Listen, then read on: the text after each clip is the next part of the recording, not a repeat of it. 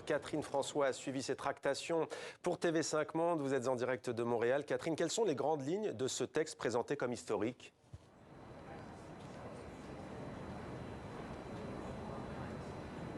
Alors, un accord adopté par consensus, donc en pleine nuit ici à Montréal, et qui porte sur 23 objectifs, donc le fameux 30-30, autrement dit, préservation de 30% des terres et des mers de la planète d'ici 2030, parce que jusqu'à maintenant, finalement, les terres, seulement 17% sont protégées, les mers, seulement 8%. On s'engage également à restaurer 30% des aires marines et terrestres qui sont déjà dégradées. On s'engage dans cet accord à réduire les risques liés à l'utilisation des pesticides et des produits chimiques dangereux et également à réduire l'usage du plastique. Et un fait important aussi au sein de cet accord, c'est la reconnaissance des droits des nations autochtones. Autrement dit, tous les programmes qui vont être mis en place pour protéger la biodiversité de la planète au cours des prochaines années, eh bien, il va falloir qu'ils soient soutenus, que ça se fasse avec l'accord, avec le soutien des peuples autochtones un peu partout sur la planète. Catherine, le point d'achoppement, on le sait, ça a été le financement.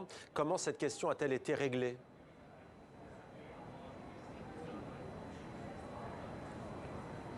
Alors oui, c'était le nœud, le nerf de la guerre ici, la question du financement, notamment parce que les pays du Sud réclament l'aide des pays développés.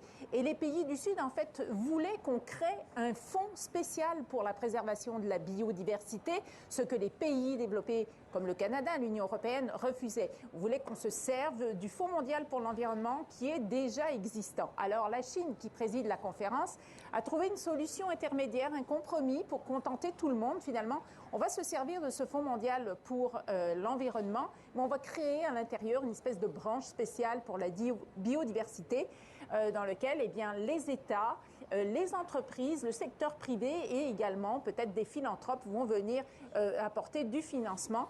Et on parle donc d'un financement de la part des pays développés vers les pays du Sud, un financement de 25 milliards par an jusqu'en 2025 et entre 2025 et 2030, ça serait 30 milliards par an.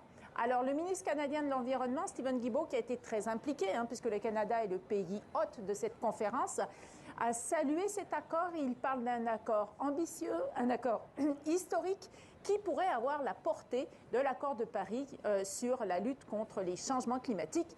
Maintenant, il faudra voir comment les 196 nations qui ont été présentes ici vont appliquer cette entente, comment les programmes vont se développer au cours des prochaines années. Et puis, il va falloir savoir si ce pacte avec la nature qu'on vient de conclure, eh bien, il va être appliqué et on en sera où finalement en 2030 dans la préservation de la biodiversité de notre planète. Catherine François à Montréal pour TV5 Monde. Merci Catherine.